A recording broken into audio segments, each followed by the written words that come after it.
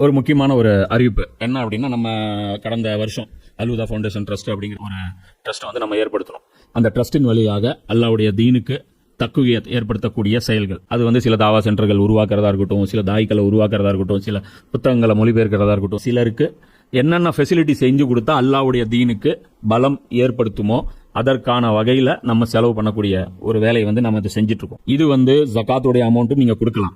இது வந்து நீங்க அல்லாஹ்வுக்கு அழகிய கடன் அப்படிங்கிற அடிப்படையிலையும் கொடுக்கலாம். அல்லாஹ்வுடைய தீனுக்கு எது எல்லாம் வலிமைப்படுத்தக்கூடிய வேலையோ, அல்லாஹ்வுடைய அந்த தக்பீர் ரப் இகாமத் தீனுக்காக செலவிடப்படும் ஒவ்வொரு பைசாவும் அல்லாஹ்வுக்கு கடன். ஏன்னா இது வந்து ரசூல் செய்ய வேண்டிய வேலை, அது நம்மளை செய்ய சொல்றான் அல்லாஹ். அதனால இதுக்கு ஃபுல் அண்ட் ஃபுல் இன்சார்ஜ் அல்லாஹ் என்ன எடுத்துக்கிறான், இது எனக்காக நீ கொடுத்த கடன் சொல்றான். அல்லாஹ் ரப்புல் ஆலமீன் அவன் கொடுத்த காசுக்கு அவனுக்கே நம்ம கடன் கொடுக்கக்கூடிய ஒரு மகத்தான வாய்ப்பு வந்து இந்த பணி. இந்த பணியை வந்து நம்ம செய்யறோம். இந்த ஒரு பணியை மட்டும்தான் நம்ம செய்யறோம். அல்லாஹ்வுடைய தீனை சரியான விதத்துல முஸ்லிம்களுக்கு புரிய வைத்து அதன் மூலமாக அல்லாஹ்வுடைய தீனை வந்து வலுப்படுத்துவது, இந்த ஒரே இலக்குக்காக நாம வந்து அந்த ஒரு ட்ரஸ்ட் வச்சிருக்கோம். இதுடைய பொருளாதாரம் நிறைய தேவைப்படுது. இப்போ வேலை செய்யத்தான் நமக்கு முதல்ல ஒரு நிலம் மட்டும் வாங்குறதுக்கு, ஒரு பில்டிங் கட்டுறதுக்கான பணி மட்டும் இருந்தா போதும்னு நினைச்சோம். ஆனா சர்க்கிள் பெருசாக ஆக நிறைய பணம் தேவைப்படுது. நீங்க எந்த அளவுக்கு கான்ட்ரிபியூட் பண்ணுவீங்களோ அந்த அளவுக்கு நாமளும் வந்து அந்த வேலைகளை வந்து சிறப்பான முறையில் செய்ய முடியும். அதனால ஒவ்வொருத்தரும் உங்களால முடிஞ்ச உங்களுடைய பங்களிப்புகளை இந்த ரமலான் மாசத்துல இன்ஷா அல்லாஹ் நீங்க கொடுங்க. 29 ஹதீஸ். இதே ஹதீஸ் இன்னொரு இதிலும் பாத்துங்க. எப்படின்னா புகாரியுடைய அறிவிப்புல வேற மாதிரி இருக்கும். அல்லாஹ்வின் தூதர் ஸல்லல்லாஹு அலைஹி வஸல்லம் அவர்கள், விரைவில் குழப்பங்கள் சில தோன்றும், அறிந்து கொள்ளுங்கள். பின்னர் ஒரு குழப்பம் தோன்றும், அவற்றுக்கிடையே உட்கார்ந்து கொண்டிருப்பவர் எழுந்து நடப்பவரை விடவும், எழுந்து நடப்பவர் அதை நோக்கி ஓடுபவரை விடவும் சிறந்தவராவார். கவனத்தில் கொள்ளுங்கள். அந்த குழப்பங்கள் நிகழ்த்தி விட்டால் தன்னிடம் ஒட்டகங்கள் வைத்திருப்பவர் அவற்றிடம் சென்றடையும். ஒட்டகம் வச்சிருக்கோம், அங்கே போயிருங்க. அப்போ தம்மிடம் ஆடுகள் வைத்திருப்பவர் அவற்றிடம், இதெல்லாம் தஜ்ஜாலுக்கு ஃபிட் பண்ணிடுறது. இதெல்லாம் கிடையாது. இது வந்து தஜ்ஜாலுடைய காலகட்டம் வேற, அதில் செயல்படக்கூடிய விதங்கள் வேற. இது பர்டிகுலர் உஸ்மான் காலகட்டத்தில் மட்டும்தான். தம்மிடம் நிலம் வைத்திருப்பவர் தமது நிலத்துக்கு சென்று விட்டும். ரசூலா இந்த வார்த்தையை பேசவே மாட்டாங்க எப்பயுமே. விவசாயத்தை ரசூலா என்ன சொல்லுவாங்க, அது அழிச்சு விடக்கூடியதும்பாங்க. அதாவது ஜிஹாதை விட்டுட்டு மாட்டுடைய வாழை பிடிச்சிட்டு போயிட்டீங்கன்னா நீங்கள் நாசமாக போயிருவீங்கன்னு தான் ரசூலா சொல்லுவாங்க. அப்போ இந்த காலகட்டத்தில் என்ன சொன்னால், இந்த காலத்தில் ஜிஹாது பண்ணக்கூடாது, ஒட்டகத்துக்கு போய்க்கணும், விவசாயத்துக்கு போய்க்கணும், தான் உண்டு தான் வேலை உண்டுன்னு விவசாயம் மாறிடணும், அரசியல் விஷயங்கள்லேருந்து விலகிருங்கன்னு அர்த்தம். சிம்பிளாக ஒட்டகத்தை பிடி, நிலத்தை பிடிச்சிக்கோ, ஆட்டை பிடிச்சிக்கன்னா மீனிங் என்ன, இருந்த பிஸ்னஸை பாரு, வேலையை பாரு, கம்முன்னு. ஏன்னா ஆட்சி ஒழுங்காக போயிட்டு இருக்கு. உஸ்மானியாவுடைய ஆட்சி ஒழுங்காக போயிட்டு இருக்கு. ஒன்றுபட்ட இஸ்லாமிய தலைமை இருக்கு. குர்ஆனுடைய சட்டங்கள் வந்து நாஃபிஸ் செய்யப்பட்டிருக்கு. நல்லபடியாக போயிட்டு இருக்கு. விட்டுருங்க. இதில் நீங்கள் இறங்கி குட்டை குழப்பம், இறங்குனீங்கன்னா காரியம் கெட்டுருன்னு அர்த்தம். ஏன்னா இவங்க கலாட்டா பண்ணி வேற மாதிரி போயிருங்கிறதுனால. அப்போ ரசூலா சொல்றாங்க, அப்போ சஹாபி ஒருத்தர் கேட்கிறார், ஒரு மனிதர், அல்லாஹ்வின் தூதரே, என்னிடம் ஒட்டகமோ ஆடோ நிலமோ இல்லாதவர் என்ன செய்ய வேண்டும் என்று கூறுகிறீர்கள். அப்போ அவர் சொல்றாங்க, அவர் தமது வால்முனையை ஒரு கல்லால் அடித்து ஒடித்து விட்டு தம்மை தற்காத்து கொள்ள முடிந்தால் அவர் தற்காத்து கொள்ளட்டும். வால் உடச்சிக்கிட்டு உட்காந்துக்குங்க, நான் சண்டைக்கு வரமாட்டேன், என்கிட்ட வாலே இல்லைன்னு உட்காந்துங்கிறேன். அப்போ சொல்றாங்க, இறைவா நீ தெரிவிக்க சொன்னவற்றை நான் தெரிவித்துட்டேன். அல்ல நீ சொன்ன அளவுக்கு நான் சொல்லிட்டேனாங்கிறேன். மீறி டீட்டெயிலாக சொல்ல. இந்த குழப்பம் யார் காலகட்டத்தில் இன்னும் இருக்குல்ல, கேள்விகள் இருக்குல்ல. ஒரு குழப்பம் வரும், யார் ஃபேஸ் பண்ண போறா, நாங்களா இல்லை எங்கள் வாரிசுகளா, இல்லை 100 வருஷம் கழிச்சு வர்றவங்களா, இல்லை மறுமை நாள் நெருக்கத்திலையா, அரபு தீபகற்பத்திலையா, இல்லை அரபு தீபகற்பத்துக்கு வெளியேவா, இல்லை ஒட்டுமொத்த சமுதாயத்துக்கு சொல்றீங்களா, இல்லை எனக்கு சொல்றீங்களா, கேள்வி இருக்குல்ல. ரசூலா சொல்றாங்க, அல்ல சொன்னதை சொல்லிட்டேனா அப்படிங்கிறாங்க. ஆமா அப்படிங்கிறாங்க. அல்லாஹ் சொல்லிட்டு சொல்றாங்க, இறைவா நான் தெரிவித்து விட்டேனா என்று 3 முறை கூறினார்கள். அப்போது ஒரு மனிதர், அல்லாஹ்வின் தூதரே, குழப்பமான காலகட்டத்தில் என்னை கட்டாயப்படுத்தி 2 அணிகளில் ஒன்றுக்கு அல்லது 2 குழுக்களில் ஒன்றுக்கு நான் இழுத்து செல்லப்பட்டு என்னை ஒரு மனிதர் தமது வாளால் வெட்டிவிட்டால் அல்லது எங்கிருந்தோ வந்த மர்ம அம்பு என்னை கொன்றுவிட்டால் என் நிலை என்ன என்று கூறுங்கள்ங்கிறார். நான் வரமாட்டேன்னு சொன்னால் என்னை இழுத்துட்டு ஒரு கூட்டம் போய் நான் 2 டீமில் ஏதோ ஒரு டீமில் சேர்ந்தா நான் என்ன ஆகுறதுன்னு கேட்குறேன். அப்போ அல்லாஹ்வுடைய தூதர் ஸல்லல்லாஹு அலைஹி வஸல்லம் சொல்கிறாங்க, அவர் தமது பாவத்துடனும் உமது பாவத்துடனும் திரும்பி சென்று நரகவாசிகளில் ஒருவராகி விடுவார் என்று சொன்னார்கள். முஸ்லீமில் 5532. இப்போ 2 கூட்டத்தில் ஒரு கூட்டத்தில் போய் சேர்ந்தா அதுக்கு பேர் என்னது? எந்த கூட்டத்தில் சேர்ந்தாலும் நரகவாசின்னு ஆயிடுச்சா? இதை கொண்டு வந்து அலியலியான போர்களுக்கு பயன்படுத்துகிறாங்களா இல்லையா? பயானை கேட்டவங்க இருந்தால் யாராவது தெரியும். பெரிய பெரிய உலமாக்கள், அவங்களுக்கு மேலே ஆட்களே கிடையாது வரலாறு பேசுறது. அப்போ அவங்க கணக்குப்படி என்ன, எந்த கூட்டத்தில் போனாலும் நரகம். அப்போ என்ன அர்த்தம்? ரசூல்லா அலி கூட போனாலும் நரகம், முஹாஜிர் கூட போனாலும் நரகம். கான்செப்ட் படி அப்படி தானே 2 பேரும் போர் போனால் கூட. ஆனால் அம்மார் பின் யாசிரோடைய போரை பற்றி நபி ஸல்லல்லாஹு அலைஹி வஸல்லம் என்ன சொல்கிறாங்க? அம்மார் சொர்க்கத்துக்கு கூப்பிடுவார், ஆப்போசிட் டீம் நரகத்துக்கு கூப்பிடுன்னு சொன்னாங்களா இல்லையா? இப்போ அம்மாரில் கூப்பிடுற போர்கள் வந்து நரகத்துக்கான போர்களா? எங்கத்தை கொண்டு போய் எந்த ஹதீஸ் ஃபிட் பண்ணுறீங்க கேட்டால் என்ன சொல்கிறாங்க? நாங்கள் எங்கள்கிட்ட இருந்து பாடம் படிங்க, சரியான ஆட்களிடமிருந்து பாடம் படித்துக் கொள்ளுங்கள், சரியான உலமாக்கள்கிட்ட பாடம் படிங்கிறாங்க. இப்போ இது வந்து இப்படி வழிகாட்டினீங்கன்னா எங்கே கொண்டு போகிறீங்கிறேன். அப்போ வாழை உடைக்க வேண்டிய இடத்துல தீட்ட வேண்டிய இடத்துல ஒழிக்கிறது, படுக்க வேண்டிய நேரத்தில் எந்திரிக்க வேண்டிய இடத்துல படுக்கிறது, எல்லாமே நீ உள்டாவாகி போச்சு. அதான் நான் சொன்னல, அலியனுடைய போர்கள் ஒழுங்காக செட் நீங்கள் புரியல அப்படின்னா வாழ்க்கை பூரா தடுமாறுவீங்க. எந்த பொந்து வந்தாலும் நீங்கள் உளுந்து தான் நீங்கள் எந்திரிக்கணும். சத்தியம் அசத்தியம் உங்களுக்கு கண்ணே புரியும். அதெல்லாம் பலவீனமான ஹதீஸ் கூட வரும் பாருங்க. நான் இல்முடைய ஊர், அலி அதோடைய வாசல்ன்ட்டு. ஹதீஸ் வேணா அது பலவீனம், ஆனால் கருத்து மிக அருமையான கருத்து. அது அலி ரலியல்லாஹு போர்களை மூலமாக ஸ்டடி பண்ணிட்டு உள்ளே போனால் தான் கிலாஃபத் சப்ஜெக்ட் தெளிவாக புரியும், குர்ஆனுடைய சப்ஜெக்ட் தெளிவாக புரியும். அப்போ இதில் வந்து இந்த ஹதீஸ்லாம் பார்த்துங்க, இன்ஷால்லா அது இது பொருந்தாதுங்கிறத நான் இன்னும் ப்ரூவ் பண்ணுறேன். அப்போ இங்கே என்ன பண்ணுறாங்க, இந்த ஹதீஸ் இந்த ரசூலா வந்து சொல்லிட்டாங்க. அப்போது இன்னொரு ஹதீஸும் நபிஸ்லாம் சொல்கிறாங்க, 3 சோதனைகளில் தப்பிப்பவர் வெற்றி பெற்று விட்டார். என்னுடைய சமுதாயத்தில் 3 சோதனையில் தப்பிக்கிறவங்க ஜெயிச்சிட்டாங்க. ஃபஸ்ட்டு சோதனம் எனது மரணம்ங்கிறாங்க. பாதி பேர் முர்த்ததா போனாங்களா சஹாபாக்கள்ல, அந்த அரபுகள் தீப கொந்தளிப்பாய் ரசூல்லா போயிட்டாங்க, தீன் போச்சு, பாதி பேர் முர்த்ததா போய் மறுபடியும் வந்து எத்தனை பேர் செத்து, சஹாபாக்கள் 10,000 பேர் பக்கமாக செத்து, அவ்வளோ பெரிய கலாட்டாச்சா. அந்த சோதனையில் தப்பிச்சவன் ஜெயிச்சிருவோம். ஏன்னா நான் இருக்கிற வரைக்கும் ஜெயிக்கிறது மேட்டர் கிடையாது. அதுதான் சொல்கிறாங்க ரசூல்லா, எனக்கு பின்னாடி நீங்கள் உருப்படியாக எக்ஸாம் எழுதணும், எனது மரணம்ங்கிறாங்க. சொல்லிட்டு அடுத்து சொல்கிறாங்க, சத்தியத்துடன் பொறுமையை மேற்கொள்ளும் ஒரு கலீஃபாவின் கொலை. ஹக்கோட பொறுமையாக உட்காந்துட்டு இருக்கிற ஒரு கலீஃபாவுடைய கொலை. இந்த நேரத்தில் தப்பிக்கிறவங்க தப்பிச்சிடும். இதுதான் நமக்கு வைக்கிற எக்ஸாம், புரியுதில்லை? இந்த நேரத்தில் எல்லாம் ஹேங் ஆகிட்டாங்க. பெரிய பெரிய சஹாபாக்களுக்கு புரியல. தெளிவாக நடந்தது யாருன்னா அலி ரலியல்லாஹு தான். அலி ரலியல்லாஹு அவர்களும் அவரை கூட சேர்ந்தவர்கள் மட்டும்தான் தெளிவாக நடந்தாங்க. அவங்க மட்டும்தான் பாஸ் மார்க்கு. மற்றதில் சொன்னல, அப்போ மீதியவங்களாம் பெரிய பெரிய ஆட்கள். குற்றமானு கேட்டால் கிடையாது, ஏன்னா சிறப்பு பெருசு அவங்களுக்கு. அலிக்கு சப்போர்ட் பண்ணாதது சின்ன குற்றம், அவங்களுடைய ஃபசீலத்து பெருசு. ஆனால் அலிக்கு சப்போர்ட் பண்ணாதது குற்றமானு கேட்டால் குற்றம். அது நான் மட்டும் சொல்ல, அஹ்லு சுன்னத்துடைய மிகப்பெரிய இமாம்கள் சொல்லி இன்ஷால்லா அதையும் நம்ம காட்டுவோம். கேட்டால் என்னன்றாங்க, இவங்க உட்காந்துட்டு சொல்கிறாங்க, ஏங்க இவர் சாதுபி நபி காசுக்கு புரியாததா? அவங்களுக்கு புரியலைங்கிறது பெரிய பெரிய உலமாக்கள் எழுதியிருக்காங்க, பெரிய பெரிய உலமாக்கள் எழுதியிருக்காங்க. இன்ஷால்லா அந்த போகிற சம்மந்தமாக பார்ப்போம், ஜமல் சிஃபின் பார்க்கும்போது அது சம்மந்தமாக உலமாக்கள் என்ன கமெண்ட் பண்ணிக்காங்கிறதையும் நம்ம வந்து சொல்லிடுவோம். அப்போ இவங்க சொல்கிறாங்க 3 குழப்பங்கள் பெருசு. ஒன்று என்னுடைய மரணம், 2வது கலீஃபாவுடைய மரணம். அந்த கலீஃபாவுடைய மரணம் இன்னி வரைக்கும் சார்ட் அவுட் ஆகல பாருங்க. எது உஸ்மான் ரலியல்லாஹுடைய கொலையில் எது நியாயம் எது தப்பு, ஏன் இந்த சமுதாயம் பிரிஞ்சு போச்சு, இன்னி வரைக்கும் அது ஸ்டடி ஆகல. அதுக்கப்புறம் கர்பலா நடந்து அதுவும் புரியாமல் போய் ஷியாக்களும் வந்து ஒரு பக்கம் ஒரு மாதிரியா போயிட்டு இருக்காங்க, சன்னி முஸ்லீம்களும் ஒரு மாதிரியா போயிட்டு இருக்காங்க. 3வது சொல்கிறாங்க தஜ்ஜால். அப்போ எந்த அளவுக்கு பெரிய ஃபித்னா பாருங்க. அப்போ இவங்க சொல்கிறாங்களா, ரத்தத்தில் தேய்க்க வேண்டாம், நோய்க்க வேண்டாம், இது பார்க்கலைன்னா வழிகட்டுவோம் தான் ரசூலா சொல்கிறாங்க. இது எவ்வளோ பெரிய ஃபித்னா இது, தஜ்ஜாலுடைய ஃபித்னாவுக்கு நிகராக ஒப்பிடுறாங்க. அந்த ஃபித்னா, இந்த 3 ஃபித்னாவில் தப்பிச்சவன் என் சமுதாயத்தில் ஜெயிச்சிருவான், வெற்றி பெற்றுவாங்கிறாங்க. இந்த செய்தி ஹாக்கிமில் 4548 ஹதீஸ். இப்போ இதில் பொறுத்த வரைக்கும் அப்போ அதில் இருக்கிற அந்த ஹிக்மத் எல்லாமே புரிஞ்சுக்கணும். என்ன அப்படின்னா, முதல் விஷயம், குற்றம் செய்யும் முன் எந்த குற்றத்துக்கும் நம்ம தண்டனை கொடுக்க முடியாது. அவன் கொன்றவன் வாயை தான் சொல்லிட்டு இருக்கிறான், அது கொல்றவன சொல்கிறவனை தண்டனை கொடுக்க முடியுமா? பேசுகிறவனை தண்டனை கொடுக்க முடியாது. ஸோ அந்த அடிப்படையில் இது வந்து என்ன பண்ண முடியாது, இவர்களுக்கு எதிராக நாம் சண்டை போட முடியாது. அது வரைக்கும் இவர்கள் நிரபராதிகள் தான், யாருக்கும் இவங்க மேலே குற்றம் கிடையாது. 2வது என்ன அப்படின்னா, வந்திருக்கிற கூட்டம் வரம்பு மீற கூட்டம், இவங்க நியாயம் தர்மம் பார்க்குற ஆள் கிடையாது. அப்போ இவர்கள் எதிர்பார்க்கிறதே என்ன, ஒரு தள்ளு முள்ளு ஒரு கலவரம் தான். கலாட்டா பண்ணணும், அடிச்சுட்டு தெரிச்சுட்டு ஓடிடணும், சூறையாடிட்டு ஓடணும். இதுதான் இவங்க பண்ணாங்களும் கூட. அப்போ அதுதான் அவங்களுடைய 2வது என்ன அப்படின்னா. 3வது என்னன்னு பார்த்தீங்கன்னா, இந்த சூறையாடிட்டு போகிறது, தயவுதாட்சியம் பார்க்காம யார் வேணாலும் கொள்றது. இதுதான் அவங்களுடைய பிளான். அதான் சொல்கிறாங்க, ரோட்டில் இறங்கி வாங்கன்னு. இருக்கிறவங்களாம் யார், பெரிய போர் வீரர்களா? எல்லாம் வயசான அன்சாரிகள். நினச்சி பாருங்க, நபி ஸல்லல்லாஹு அலைஹி வஸல்லம் ஹிஜ்ரத் பண்ணி 40 வருஷம் ஆகிப்போச்சு. அப்போ 40 வயசு இருந்தவங்க இப்போ என்ன இருக்கும், 80 வயசு. எல்லாம் பெரியவங்க, எல்லாம் வயசானவங்க, முதியவர்கள், மதகுருமார்கள், அந்த மாதிரி கணக்கு வச்சுங்க. எல்லாம் அஜ்ரத்துகள் அந்த மாதிரி லெவலில் இருந்தவங்க. புத்திசாலித்தனம் என்ன அப்போ அந்த நேரத்தில் அப்படின்னா, இவங்க கிட்ட நேக்கா பேசி நடந்து முள்ளு மேலே சேலைப்பட்ட மாதிரி எப்படியாவது மதீனாவை காலி பண்ணணும். இதுதான் புத்திசாலித்தனம் தானே.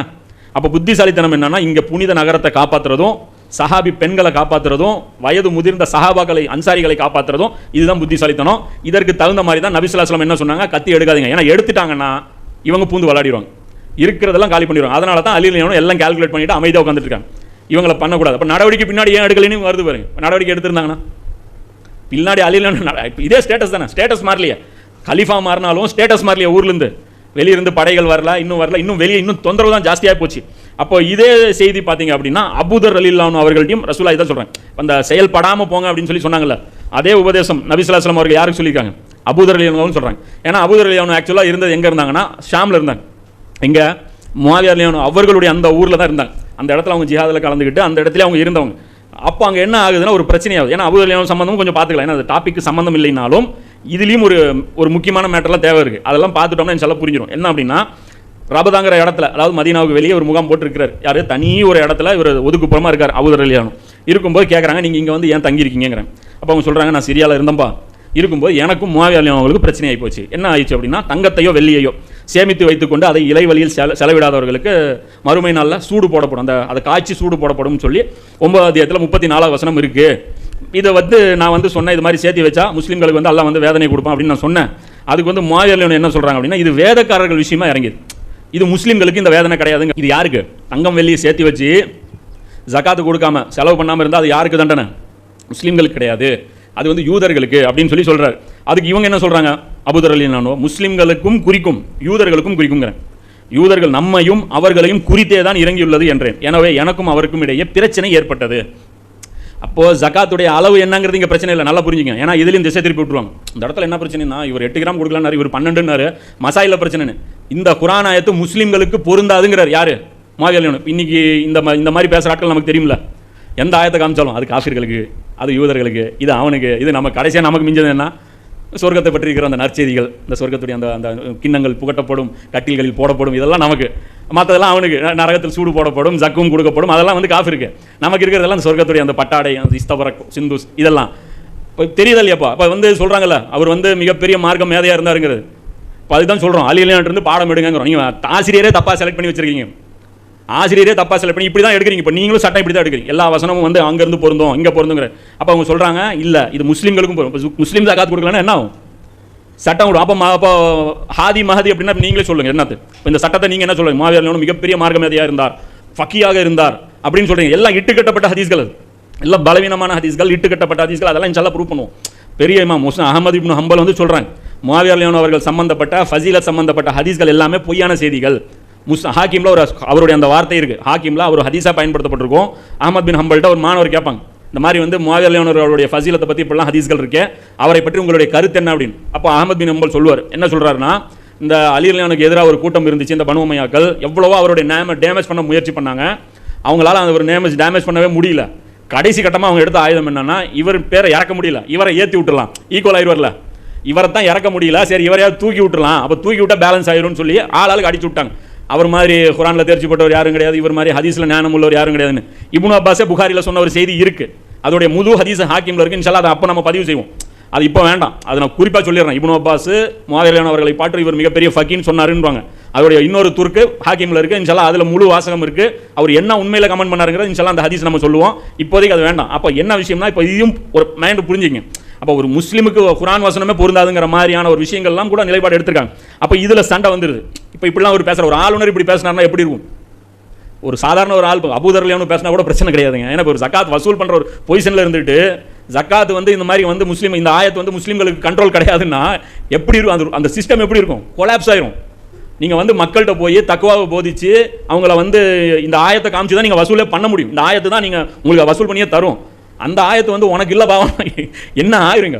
இப்போ நரகத்தில் போடுறதெல்லாம் நீ கிடையாதுன்னா முடிஞ்சு போச்சு, அவன் வேறு மாதிரி எடுத்துகிட்டு போயிடுவான். அப்போ அதெல்லாம் என்ன பண்ணுறாங்க, இந்த மாதிரிலாம் பிரச்சனை ஆகுது. உடனே அவர் என்னை பற்றி உஸ்மான் ரலியல்லாஹு அன்ஹு அவர்களிடம் கடிதம் மூலம் முறையிட்டதும் உஸ்மான் ரலியல்லாஹு என்ன பண்ணுறாங்க, மதீனாவுக்கு வந்துருங்க, நீங்கள் மதீனாவுக்கு வந்துருங்க, என்கிட்ட வந்துருங்க, நீங்கள் அவர்கிட்ட இருக்காதீங்க அப்படிங்கிறாங்க. சொல்லிவிட்டு அங்கே போனதும் மதீனாவில் என்ன பண்ணுறாங்க, என்னை பார்க்காதவர்கள் போன்று என் நிறம் என் அருகில் அதிகமாக கூடி மதீனாவில் விசாரிக்க ஆரம்பிச்சிட்டாங்க. ரொம்ப என்னை என்கொயரி பண்ண ஆரம்பிச்சிட்டாங்க. ஏன் வந்தீங்கன்னாங்க. எனக்கு ரொம்ப இதாகிருச்சு, ஒரு அன்கம்ஃபர்டபுளாக ஆயிடுச்சு. அதனால் நான் என்ன பண்ணேன், வெளியே போகலான்னு சொல்லி முடிவு பண்ணிட்டேன். அப்போது இவர்கிட்ட கேட்குறாங்க, கலீஃபாகிட்ட, நான் வந்து ஊரை விட்டு போயிருட்டா, நான் தனியாக போய் இருந்துக்கிட்டா அப்படின்னு பர்மிஷன் கேட்டேன். அதுக்கு அவங்க என்ன சொல்கிறாங்க, போயிருங்கன்ட்டாங்க. உஸ்மான் என்ன சொல்கிறாங்க, நீங்கள் விரும்புகிறத செஞ்சீங்க, நீங்கள் வேணால் போயிருந்தால் போய்க்கிங்கிறாங்க. அப்போ சொல்லிட்டு சொல்கிறாங்க, இதுதான் இந்த இடத்தில் என்னை கொண்டு வந்து சேர்த்திருக்கிறது, இந்த ரபதாங்கிற அந்த இடத்துல ஒதுக்குப்புறமாக நான் இருக்கேன். மேலும் எனக்கு ஒரு அபிசீனியர் கருப்பர் தலைவராக இருந்தாலும் அவருக்கு நான் செவிதாழ்த்தி கட்டுப்படுவேன் அப்படின்னு சொல்கிறாங்க. இது புகாரியில் 1406 செய்தி. அப்போ அந்த இடத்துல ஒதுக்கி வந்தால் இன்னும் வந்து அங்கே நிறைய தவறான விஷயங்கள் நடக்குது. எங்கே சிரியாவில் அதெல்லாம் பார்த்துட்டு தான் ரொம்ப இதாக வர்றாரு, வேண்டாம் அப்படிங்கும்போது அப்போ அப்போ என்ன பண்ணிடுறாங்க, அங்கேருந்து இங்கே அமுச்சு விட்றாங்க. இவரை கண்ட்ரோல் பண்ண முடியாது. ஏன்னா அபூதர் ரலியல்லாஹு வந்து சாதாரண ஆள் கிடையாது, தெரியுமில்ல. நபி ஸல்லல்லாஹு அலைஹி வஸல்லம் அவர்களே அமைதியாக இருங்கன்னு போது என்ன பண்ணாங்க, போய் மக்களை போய் பிரச்சாரம் பண்ணி அதனால் என்ன விளைவு வந்தாலும் அவங்க சந்திச்சிருவாங்க. சாதாரண ஆள் கிடையாது அவர் அபூதர். ஒரு செய்தி படிக்கும்போது நமக்கு கொஞ்சம் சங்கடமாகுது. அப்போ இவருக்கு வந்து நபி ஸல்லல்லாஹு அலைஹி வஸல்லம் வந்து என்ன அட்வைஸ் பண்ணுறாங்க அப்படின்னு பார்த்தீங்கன்னா, நீ அப்படின்னு சொல்கிறாங்க, இந்த மாதிரி மதீனாவில் இந்த மாதிரி சூழ்நிலை ஆயிடுச்சுன்னா அந்த காலகட்டம் அந்த ஃபித்னா வரும்போது நான் என்ன பண்ணிட்டோம் அப்படிங்கிறாங்க. அப்போ நபி ஸல்லல்லாஹு அலைஹி வஸல்லம் என்ன சொல்கிறாங்கன்னா, போர் சொல்கிறாங்க, நான் வாழை உருவிக்குவேங்கிறேன். யார்? அபூதர் ரலியல்லாஹு சொல்கிறாங்க, நான் சண்டை போடுறதுக்கு வாழை உருவிக்குவேங்கிறேன். அப்போ சொல்கிறாங்க, இதை விட சிறந்தது சொல்லிட்டா அப்படின்னு சொல்லிட்டு அமைதியாக இருந்துங்கிறேன். அப்போ அதுவும் மேட்ச் ஆகுது பாருங்கள். அதே காலகட்டம் தான் யார், உஸ்மான் ரலியல்லாஹுடைய அந்த காலகட்டத்தில் சிறந்த நடைமுறை அது அமைதியாக இருக்கிறது, அமைதியாக உட்காந்துக்கிறது. இப்போ அந்த ஹதீஸ்கள் வந்து நான் சொல்லிடுறேன், நான் படிக்கல. அது ஒரு ஹதீஸ் வந்து பார்த்தீங்கன்னா அதை பார்த்துங்க நீங்கள், முஸ்னத் அஹமதில் 21615, இஸ்லாம் 360 12,266 267 12,000. அப்புறம் முஸ்லீமில் 1143வது ஹதீஸ், இதையும் பார்த்துங்க. அப்போது இன்னொரு ஹதீஸும் முஸ்னத் அஹமதில் 21,799. அந்த தொழுகை தாமதிக்கப்படுறது பாருங்கள் எங்கே நடக்குதுன்னா சிரியாவிலும் நடக்குது. முஸ்லீமில் பாருங்கள் 11,141 3வது ஹதீஸ். என்ன சொல்கிறாங்க ரசூல்லா, ஒரு ஊருக்கு நீங்கள் போவீங்க, அந்த இடத்துல தொழுகை தாமதிக்கப்பட்டால் நீங்கள் என்ன பண்ணுவீங்கன்னு கேட்குறாங்க. அப்போ அவங்க என்ன சொல்கிறாங்க, ரசூல்லா நான் என்ன பண்ணிட்டு சொல்லுங்கள் அப்படிங்கும்போது, டைமுக்கு தொழுதுக்குங்க, அதுக்கப்புறம் நீங்கள் வந்து அவங்களோட சேர்ந்து தொழுதுங்க. அப்போ இவங்க எங்கே போனாங்க? சிரியாவில் இவங்க இருந்தது 2 ஊர். ஒன்று அந்த ஊருக்காரங்க தாமதிச்சிருக்கணும், இல்லைனா மதீனாவில் உஸ்மான் ரலியல்லாஹு தாமதிச்சிருக்கணும். மதீனாவில் நடக்கிறதுக்கு வாய்ப்பே கிடையாது. ரபதாவில் பிரச்சனையே கிடையாது, நாங்கள் ஜமாத்தே கிடையாது, தனியாள். என்ன நடந்தது இங்கே தான், எங்கே சிரியாவில் நடந்திருக்கு. அந்த காலகட்டத்தில் இப்படி இருந்தால் இப்படி நடந்துக்குங்கன்னு நபி ஸல்லல்லாஹு அலைஹி வஸல்லம் வழிகாட்டினாங்க. இவர் ரொம்ப ரசூலாவுடைய பிள்ளைன்னு வச்சிங்களேன். ரசூல்லாவுக்கு ரொம்ப ரொம்ப விருப்பமான ஒரு சஹாபி யாருன்னா அபூதர் ரலியல்லாஹு அன்ஹு தான். அது இதில் கூட சொல்லுவாங்க, வானத்திற்கு கீழே இருக்கிற இந்த வானத்திற்கு கீழே அபூதரை விட ஒரு உண்மையாளர் யாருமே கிடையாதுன்னு. அந்த அளவுக்கு ஒரு சிறப்பு வாய்ந்த ஒரு இவர். அப்போ இதை வந்து புரிஞ்சுங்க. இந்த ஹதீஸ் மேலே இருக்கிற ஹதீஸ்லாம் நீங்கள் படித்து பார்த்துங்க. அப்போ இது அடுத்த செய்தி சில ஒரு 5 நிமிஷம் பிரேக் விட்டுலாம். 1 மணி நேரம் ஆயிடுச்சா? எவ்வளோ இருக்குது? 10 நிமிஷம் இருக்கா? அப்போ 2 செய்தி படிச்சுட்டு அதுக்கப்புறம் போய்க்கலாம். இல்லை, அந்த டைமு கம்ப்ளீட் ஆகி 1 நிமிஷம். அப்போது நபி ஸல்லல்லாஹு அலைஹி வஸல்லம் அவர்கள் குறிப்பிட்ட அந்த போர் புரிய தடை செய்யப்பட்ட ஒன்று ரியாக்ஷனும் காட்டக்கூடாத படுத்து கிடப்பது சிறந்ததுங்கிற அந்த ஹதீஸ் முடிஞ்சு போச்சு. இனி அது வருங்காலத்துக்கு யாருமே ஃபிட் பண்ணக்கூடாது. அது பண்ணிங்கன்னா என்ன ஆயிரும்? சமையல் தூங்க வச்சிடலாம். வெளியே பாட்டுக்கு பாத்தில் அவுத்து போட்டு ஆடிட்டு இருக்கோம், நம்ம பாட்டுக்கு உட்காந்துருப்பது. அது ஜாலியாகவும் இருக்குல்ல. இல்லைனா மட்டும் நம்ம செஞ்சு கிழிச்சிருவோம். ஏற்கனவே போனோம், இதில் எந்திரிச்சிடாதீங்க, உட்காந்துருந்தீங்க, படுத்துறாதீங்கன்னா அப்புறம் ஜனாசா தான். அப்புறம் எப்படி சொல்ல, ஒரு பேடிலேருந்து பேட் ஸ்மெல்லு வருதுங்கிற மாதிரி அந்த அளவுக்கு ஆயிரும் சூழ்நிலை.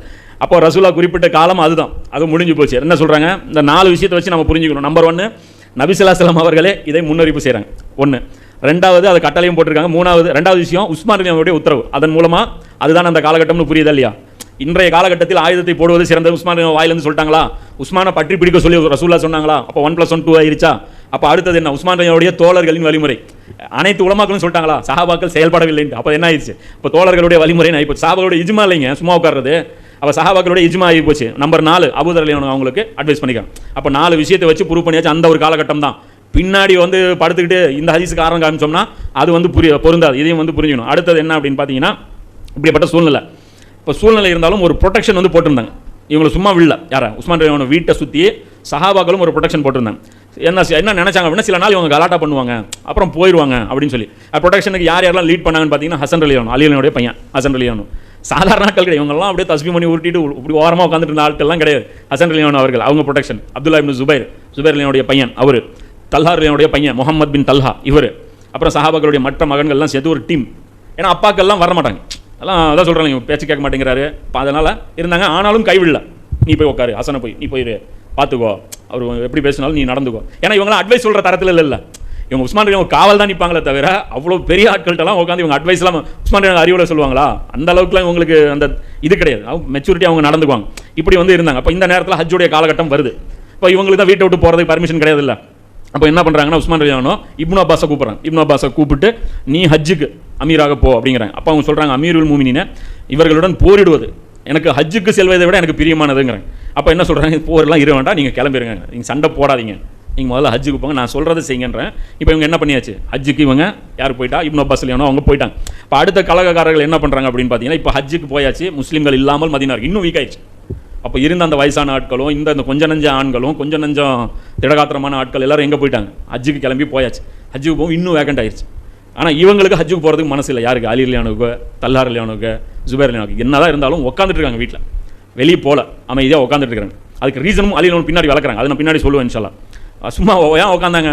அதுக்கு காரணம் இருக்குது. அலி ரலியல்லாஹுடைய ஒவ்வொரு ஸ்டெப்லையும் ஹிக்மத் இருக்குது. அவர் உட்காந்தா ஹிக்மத்து, நின்னா ஹிக்மத்து, போனா ஹிக்மத்து, செயல்பட்டா ஹிக்மத்து, அவருக்கு போரில் கலந்துக்கிட்டா ஹிக்மத்து, கலந்துக்கலன்னா ஹிக்மத்து.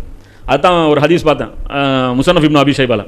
என்ன அப்படின்னா, ஜமல் போரில் ஆயிஷா ரலியல்லாஹுக்கு எதிராக படை திரட்டிட்டு இருக்கிறாங்க. அதில் ஒரு தாபீன் வந்து சொல்கிறாரு, இந்த நிறைய பேர் சொல்கிறாங்க, நான் இந்த போரில் கலந்துக்காமல் இருந்தது நல்லது. போர் முடிஞ்சதுக்கப்புறம் பேசிக்கிறாங்க, நல்ல வேலை நான் அந்த போரில் இல்லை, ஏன்னா தல்ஹா செத்துட்டாரு, ஜுபைர் செத்து இப்படி போயிட்டாரு, ஆப்போசிட் டீமில் நான் இல்லை, அலி கூட நான் அந்த டீமில் இல்லை, நல்ல வேலை நான் இந்த டீமில் இல்லை. அப்போ சொல்கிறார் அவர் தாபீன் சொல்கிறாரு, அலி கூட இந்த போரில் நான் கலந்துக்காததை நினச்சி நிறைய பேர் சந்தோஷப்படுறாங்க, ஆனால் அதை நான் வருத்தப்படுவேன் சொல்லிட்டு சொல்கிறாங்க. அலி எங்கெல்லாம் இருக்காரோ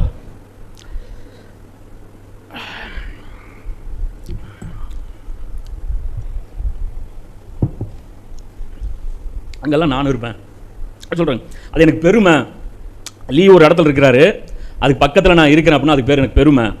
அது வந்து எனக்கு இது கிடையாது, அதை வந்து நான் வருத்தப்படுற செயல் கிடையாதுங்கிறாங்க. யாரை சொல்கிறாங்க? அந்த போர்களில் கலந்துக்காத நினச்சி எனக்கு வருத்தம் தானே தவிர எனக்கு வந்து இது கிடையாது. ஏன்னா அலி எங்கே இருந்தாலும் நான் இப்போ நான் அதான் சொல்கிறோம். நம்ம என்ன சொல்கிறோம்னா, அலி ரலியல்லாஹு அவர்கள் வந்து சாதாரண கிடையாது, மண்குந்து மௌலாவும் அலியும் மௌலாவும் சும்மா கிடையாது. வேறு யாருக்குமே ரசூலுல்லாஹ் சொல்லலையே, உங்களுக்கு நான் உற்ற தோழர் என்றால் அலியும் உற்ற தோழர். ரசூலுல்லாஹுடைய ஃபஸீலத் என்ன, அவருடைய ஸ்டேட்டஸ் என்ன? ரசூலாவை பற்றி பிடிச்சா சொர்க்கம், அலி ரலியல்லாஹு பற்றி பிடிச்சா சொர்க்கம். நீங்கள் அலி ரலியல்லாஹு கூட்டாளியாக இருங்க. அலி ரலியல்லாஹு என்ன அவரை மறுமை நாளில் விசாரணை நடக்கும்போது அலி ரலியல்லாஹு நிற்கிற பக்கம் நீங்கள் நிற்கிறது உங்களுக்கு வருத்தமா? கபூர்லேருந்து அலி ரலியல்லாஹு கூட எழுப்பப்படுறதுல உங்களுக்கு வருத்தமா? மஹஷரில் வந்து உங்களுக்கு அலி ரலியல்லாஹு கூட இருக்கிறதுல வருத்தமா, இல்லை சொர்க்கத்தில் அலி ரலியல்லாஹு கூட இருக்கிறதுல வருத்தமா? இப்போ எதுக்கு அலியை காமிச்சது கிளி காட்டுறீங்க? அலி ரலியல்லாஹு சப்போர்ட்டர்ஸ் அப்படின்னாலே ஒரு மாதிரியா அது காமிக்கிறது. அவங்க சொல்கிறாங்க அந்த ஸ்டேட்டஸ் பாருங்கள், என்ன அழகாக சொல்கிறார் அவர் அழகாக சொல்கிறார், சத்தியம் எல்லாம் எனக்கு தெரியாது, அலிக்கு பக்கத்தில் நான் இருந்தால் அது சத்தியங்கிறேன். என்ன அழகான வார்த்தை பாருங்க. அலிக்கு பக்கத்தில் நான் இருந்தாலே போதும், அலி எங்கெல்லாம் இருக்காரோ அந்த இடத்துல நான் இருக்கிறேன், நான் அலிக்கு பக்கத்தில் இருந்தேன்னு நினைக்கிறதே எனக்கு சந்தோஷமாக இருக்குது. இவங்க ஏன் இப்படி ஓடுறாங்கங்கிறேன். பெரிய பெரிய ஆட்கள் நல்ல வேலைப்பா நான் எந்த டீம்லையும் இல்லை இவங்க சொல்கிறாங்க, இன்றைக்கும் பேசுகிறாங்கல்ல நல்ல வேலை நாங்கள் அன்று எந்த அணியிலும் இல்லைங்கிறோம். நீங்கள் அப்படிலாம் பேசாதீங்க. எங்கே அலி இருந்தாரோ அந்த இடத்துல நாங்கள் இருந்திருந்தோம்னா அலி கூட இருந்ததுன்னு நமக்கு சந்தோஷம் தான், பெருமை தான். அதில் நம்ம யாரை எதிர்த்து சண்டை போடுறதா இருந்தாலும் சரி, ரசூலுல்லாஹ் சொன்ன அந்த ஹிக்மத்தின் படி அலி ரலியல்லாஹு கூட இருக்கிறதே ஒரு பெருமையான ஒரு விஷயம் தான் அப்படிங்கிறது இந்த இடத்துல புரிஞ்சுக்கணும். இன்ஷால்லா ஒரு 5 நிமிஷம் பிரேக் விட்டு பார்த்துக்கலாம். ஸ்கிப் பண்ணிடலாம்.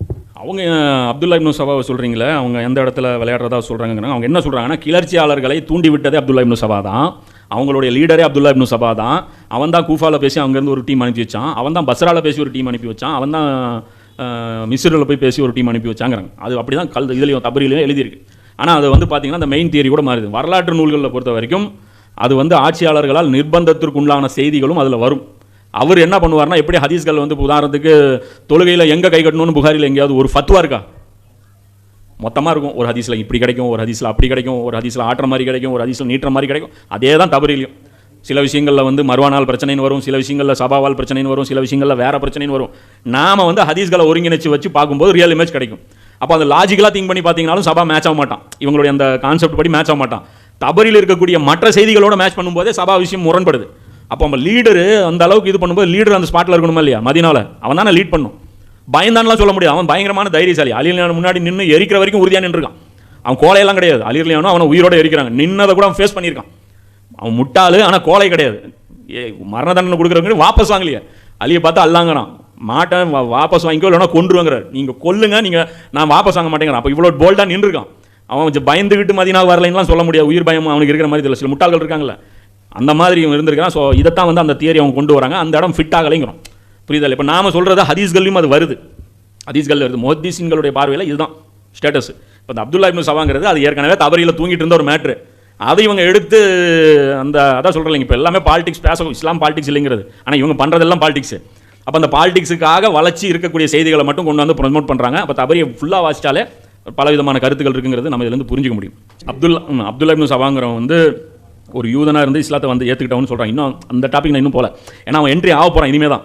அவனை தோண்டி எடுப்போம் இன்ஷால்லா. இப்போ இந்த அலி ரலியல்லாஹு பீரியடில் தான் வெளியே வரான், அந்த ஃபேஸ் டு ஃபேஸ் வரான். இப்போ அவனை பற்றி இமாம்கள் என்ன கமெண்ட் பண்ணிக்காங்கிற வருவோம். மொத்தத்தில் அவன் சஹாபி கிடையாது, உள்ளூர் வாசியும் மக்கா மதீனா ஆள் கிடையாது, புரியுதுங்களா? அவன் ரெண்டுமே கிடையாது, சஹாபி கிடையாது. தாபீன்கள் வெர்ஷனில் வருவான், அதாவது அடுத்த தலைமுறை சேர்ந்தவன். தாபீன்னா கட்டுப்படுறவன் தான் தாபீன், அவன் சைத்தானவன். அப்போ அந்த வெர்ஷனில் வருவான், வெளியூர் வாசி. அப்போ அவனுடைய பேக்ரவுண்ட் என்னங்கிறது இன்ஷால்லா அது பின்னாடி அந்த இதில் நம்ம கொண்டு வருவோம். சொல்லுங்கள்.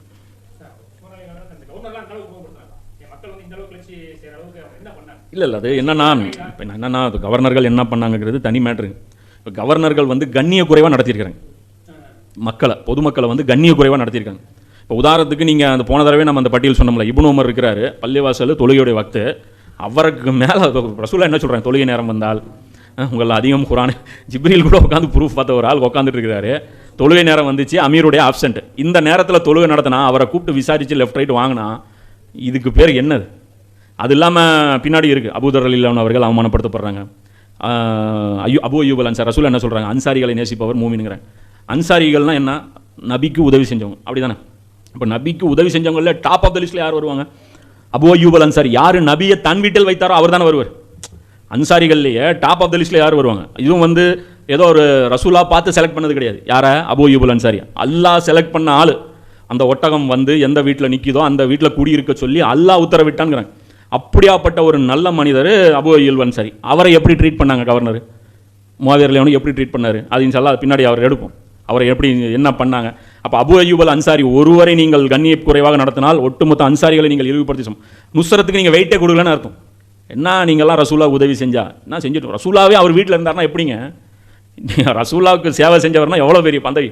அப்போ அன்சாரிகளுக்கே அவர் மிகப்பெரிய ஒட்டுமொத்த அன்சாரிகளுடைய சிம்பலிசம் அவர். யார்? அபூ அய்யூப் அன்சாரி. அவங்க இழிவுபடுத்தப்பட்டாங்க. அபூதர் அல் கிஃபாரி இழிவுபடுத்தப்பட்டாங்க. சாது பின் அபி வக்காஸ் இழிவுபடுத்தப்பட்டாங்க. எல்லா சஹாபாக்களும் இழிவுபடுத்தாங்க. சஹாபாக்கள்லாம் கிண்டல் பண்ணுவோம். இவங்க பாருப்பா, இவங்களாம் அந்த காலத்துலேயே எல்லாம் பெரிய ஆளுங்களாம். இப்படி அதெல்லாம் இருக்குது. புகாரி முஸ்லீமில் இருக்குது, வேறு கிதாபில் இல்லை. இப்போது கண்ணை திறந்து பார்க்கணும். வாங்குறதெல்லாம் சஹாபாக்களை இழிவுபடுத்துறவங்களை வக்காலத்து வாங்கிட்டு லேபிள் என்ன இப்போ இப்படிதான் காந்தியை போட்டு தள்ளிட்டு காந்தி படம் அதிகமாக இன்றைக்கி தூக்கி பிடிச்சிட்டு இருக்கிறது யார்? ஆர்எஸ்எஸ் கும்பல். காந்தி இல்லைன்னா இவங்க இல்லை மாதிரி இவங்க மகாத்மா காந்தி மேரா மகாத்மா காந்திங்கிறான். போட்டது சரிங்கிறான், போட்டவனையும் வச்சிருக்கிறான். படம் இதே தான். உலகம் பூரா இதே ஃபித்னா தான் நடக்கும் போல இருக்குது. யார் எதுக்காக எதிரியோ அதுதான். அப்போ எல்லாமே இந்த மாதிரி சூழ்நிலைகள் தான் மாற்றி மாற்றி நடந்திருக்கு. அப்போ அதெல்லாம் பார்க்கும்போது கடுப்பாயிடுறேன். என்னடா பின்னாடி வந்தவங்களாம் ஏறி பேசுகிறாங்களே, அட்வைஸ் பண்ணுறது பொடியெல்லாம். இப்போ இங்கேயே வந்து இப்போ புதுசாக ஒருத்தர் வர்றாரு. இப்போ இது இங்கே ரொம்ப வருஷமாக வர்ற மக்கள் இருக்கிறாங்க. புதுசாக வர்றவர் வந்து அதிகாரம் பண்ணுறது என்ன இருக்கும்? ஏய் யார் பாவா நீ இன்றைக்கி வந்துட்டு எங்களெல்லாம் அதிகாரம் பண்ணிட்டு இருக்கிறேன். ஏன் யாருமா யார்கிட்ட என்ன பேசுவோம்? யாராவது ஒத்துக்குவாங்களா? கடையில் 5 வருஷமாக ஒருத்தர் வேலை செஞ்சுட்டு இருக்காரு. முதல் நாள் ஒருத்தன் வர்றான். வந்தவொடனே சொல்கிறான், என் மனசு புண்படுற மாதிரி நீங்களாம் நடந்துக்கோங்க அப்படிங்கிறான். என்ன பண்ணுவீங்க? டே யாரா நீ அப்படிங்க. அதே தான் நடந்தது. பின்னாடி வந்தவங்கலாம் கிளாஸ் எடுத்தாங்க. சஹாபாக்கள் கிளாஸ் எடுத்தாங்க. இப்போ பார்த்தீங்களா மறுவான் என்ன பேசுகிறேன்? அடிச்சிக்கலாம், என்ன உங்களுக்கெல்லாம் ஆசை, அதெல்லாம் விட்டு கொடுத்துருவோமா, அவ்வளோ உழைச்சிருக்கோம் அப்படிங்கிறான். என்னமா அது இவன் ஒருத்தங்களுடைய இப்போ பனு உமையாக்களுடைய உழைப்பா கிலாஃபத்து வெற்றிகள். அவங்க எதை பார்த்துருக்காங்க? மாவீரன் எங்கால் தானே போய் சிரியா ஜெயிச்சு வந்தார், எங்கால் தானே போய் அதை அடித்தார், நாங்கள் இல்லைன்னா உங்களுக்கு ரோம் கிடச்சிருக்குமா அப்படிங்க. இவங்க இல்லைன்னா இஸ்லாமே கிடச்சிருக்காது. எது? இந்த சஹாபாக்கள் முஹாஜிரின்கள் அன்சாரிகள் இல்லைன்னா இவங்களுக்கு இஸ்லாமே கிடச்சிருக்காது. பதிரில் இவங்க நிற்கலைன்னா இன்றைக்கி ரோம் வந்துருக்குமா? அப்போ எது பெரிய தியாகம்னு பார்க்க இவங்க பார்வையில் எதை பார்த்தாங்கன்னா பின்னாடி வந்தவங்களுடைய தியாகத்தை பெருசு பார்த்தாங்க. இன்றைக்கும் எதை பேசுகிறாங்க? முஹாஜிர்கள் அவர்களுடைய ஆட்சி எவ்வளோ விசாகம், அது வானம் பூமிக்கே போட்டோம். இவங்க பத்ருடைய அந்த சம்பவத்துக்கு அது கால் தூசிக்கு வராது. இவங்களுடைய அந்த சின்ன நிலப்பரப்பு இருந்ததில்ல, வெறும் மதீனாங்கிற ஒரு ஊரை மட்டும்தான் ரசூலா உருவாக்குறாங்க. அந்த ஒரு குட்டி பூமிக்கு தூய்மை வருமா? அபூபக்கருடைய ஆட்சி கம்பேர் பண்ணால் ரசூலோடைய ஆட்சி தூய்மையானது. இருந்த அத்தனை பேரில் பர்சன்டேஜ் எது ஜாஸ்தி? இவங்களாவது நயவஞ்சர்கள் அத்தனை பேரை வச்சு சமாளிக்க முடியாமல் அபூபக்கர்லையும் திணறினாங்க. நபி ஸல்லல்லாஹு அலைஹி வஸல்லம் இருக்கும்போது அந்த மதீனாவில் என்ன ஒரு தங்க காசு கீழே போட்டிங்கன்னா யாரும் எடுக்க மாட்டாங்க. எல்லாம் வந்துருவாங்க, நீங்கள் வாங்கிக்கோங்க, என் வீட்டு நீங்கள் வச்சிங்க, வேணாங்கிறது. சாப்பாடு கூட எப்படி அல்லாஹ்வுக்கு திருப்திப்படுத்தக்கூடிய அது இதெல்லாம் பிடுங்கி சாப்பிட்ற மாதிரி வந்தாங்க இவங்க. அடுத்தவங்க காசு பிடுங்கி சாப்பிட்றது, இதை பண்ணுறது, அம்புங்கிறது, ஊழல் பண்ணுறது, இது மாதிரியான விஷயங்கள்லாம் நிறைய நடக்கும்போது விரக்தி ஓவர் ஆயிடுச்சு. அப்போ அந்த விரக்தியோட வெளிப்பாட்டில் என்ன ஆகிட்டாங்க? அந்த விரக்தியில் மக்கள் இருந்தாங்க, அமைதியாக இருந்தாங்க. சில பேர் ஓவராக போயிட்டாங்க. அவங்க ஓவராக போய் அவங்க சட்டத்தை கையில் எடுத்துக்கிட்டு அவங்க பாட்டுக்கு நாங்கள் அதை பண்ணுறோம் இது பண்ணுறோன்னு போதும் சொல்லிட்டேன்.